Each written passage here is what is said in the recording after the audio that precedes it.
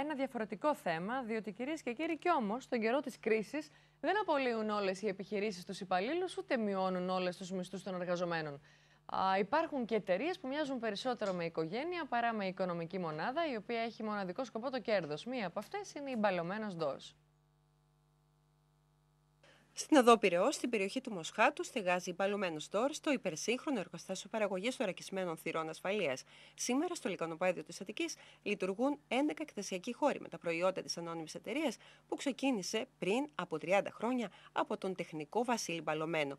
Όπως μας εξηγεί, τα κατάφερε. Με πολλή δουλειά, 24 ώρα δουλειάς.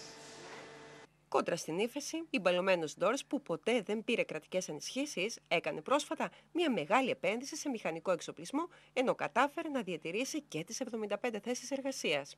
Όλους τους εργαζόμενους, έχουμε περίπου 75 μισθωτούς εργαζόμενους στην επιχείρηση και εξωτερικούς συνεργάτες. Και δεν κάνατε απολύσεις δηλαδή? Όχι. Προσπαθήσαμε να φέρουμε περισσότερη δουλειά στην εταιρεία.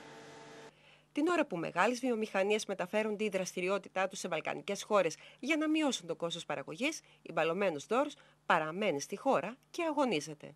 Το σκεφτήκαμε, αλλά το θεωρώ τυχοδιοκτικό πολύ. Θα προσπαθήσω μέσα στη χώρα εδώ να κάνω δουλειές. Ο Βασίλης Μπαλωμένος, από τους ειδικότερους στις θωρακισμένες πόρτες ασφαλείας, εφιστά την προσοχή στους καταναλωτές που αρκετές φορές παραπλανούνται για να αγοράσουν προϊόντα κατώτερης ποιότητας και να θέσουν σε κίνδυνο την περιουσία και τη ζωή τους.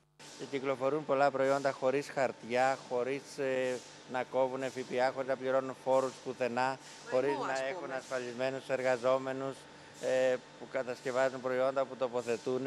Πράγμα το οποίο εμείς δεν μπορούμε να ανταγωνιστούμε αυτά τα προϊόντα, αλλά δεν έχουν και καμία ασφάλεια.